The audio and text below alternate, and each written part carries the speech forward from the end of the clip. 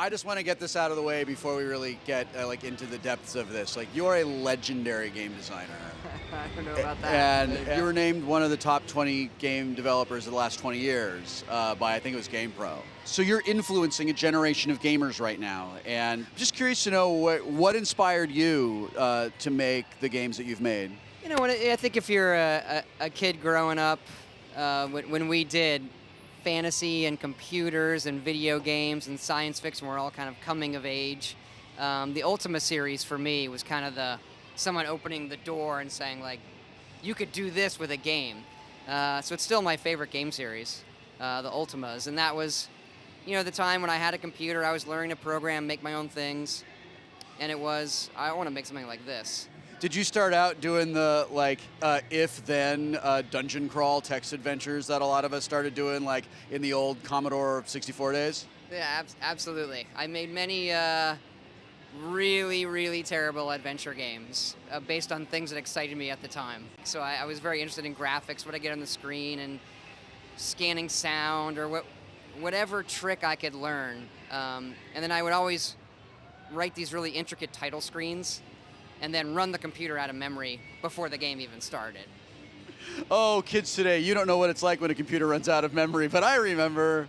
Your games are all really heavily feature role-playing aspects, and we sort of live in a time right now where I've seen really at this E3, story seems to be very, very important to a lot of games that are starting to be shown, in contrast to sort of the run-and-gun shooters that we've seen over the last few years. Do you agree with that? And if you do, like, what do you sort of attribute a return to story to in the industry? The people are trying to tell stories in games and give you reasons for doing what you're doing. What you're seeing now, though, is with the graphic fidelity and the animation, a lot of performance capture stuff.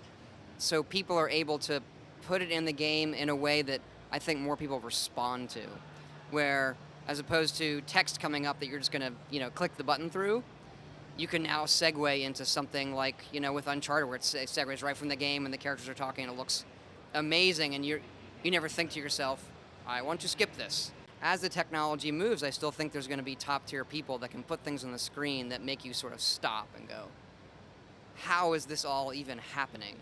And because it's interactive, that's part of what makes gaming, not just the best form of entertainment, but as a creator, I think kind of the most engaging, because you're doing, art and writing and, design and what's fun, but then you have this whole technology aspect to it, which is I can put something on the screen that no one's done before, and that that happens every 6 months, where something new comes up. Yeah, when I played Red Dead Redemption, I would play entire days of that game where all I did was ride my horse and pick flowers, and I never actually fought anything. I have ridden the train. Sometimes I'll get on the train and I ride around the whole map, sit back.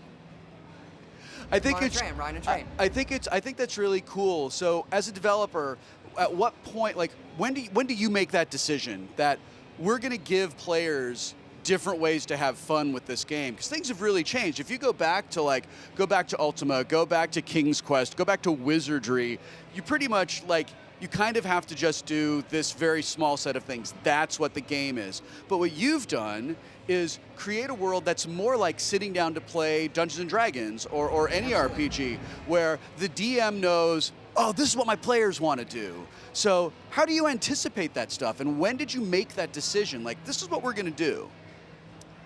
What we tend to do is make the world as realistic as possible with all the parts, and then find as many ways as we can where they become, we call them joy buzzers. Like, what can I do with it?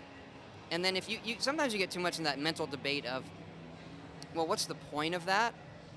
But as long as you sort of teach the player, this is kind of a fun diversion, they're smart enough to get the difference. But if you look at, like, Ultima 6, I think, is the one where they start going where you could bake bread. But that would just made everything else feel more real. So if we can do those things, and that really, worked on me in those days, that if you can let the player do those things, and now they suspended their disbelief, they're have blinders on to, this is my reality for this time, then when a dragon lands or other things happen, that's when it really hits me. We try to do things that give the player ways of expressing himself or herself, and then a lot of times they're going to find their own fun. As long as you tell them there's this kind of fun over here, we like to give them lots of tools because they're very good at self-directing their own time. Skyrim has such a vibrant mod community, and like it's amazing. Like, I mean, it might be the most epic mod community since like maybe Doom or That's Quake. probably accurate, yeah. How do you feel about that? Love it. It was always our intent. That's part of like going back to Dungeons and Dragons. Like, someone's the DM, you know, that people want to create their own stuff, and that was sort of the original thing with Morrowind. Let's let them create their own stuff, and they'll all share, and we'll see what happens. Those are the mod makers. They are the dreamers of the dream. They follow us around. Have you had that moment yet where either you've come across a mod on your own or someone has said to you, you have got to see this thing that this dude made? There's like a movie, this Giant Battles of Skyrim, where they must have 500 guys on 500 guys. And I've never even seen like how the AI works in the game. We've never done that, so I haven't seen how the actual AI work. So I watched the video and I was like, this actually works. This is so awesome. How cool is that? Like, we watched that in the office. I think the thing has got several million views on YouTube. It's a great movie that uses a bunch of mods to create these, like, you know, Lord of the Rings style battles between undead and guys in armor.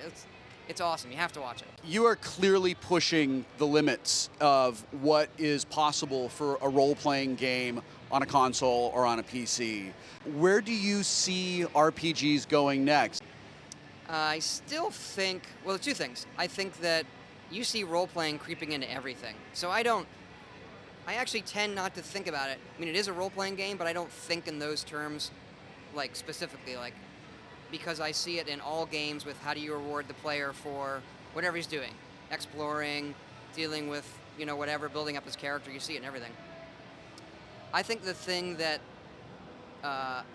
in general in gaming, and it affects RPGs more, is having characters react to you in a way that you believe or is really meaningful with choices you made. So I think we can build pretty good environments. A lot of people can, not just us. You know, in gaming, doing realistic, nice-looking environments, I think people are pretty good at that. And I think the next wave is really characters, how they respond, where it feels as real as the environments do. And we're not there yet. Last question. How many people have tried to make you take an arrow to the knee? 0, actually. Don't try that. Come on, Internet, you're really letting me down. Thanks a lot for your time, man. Appreciate it.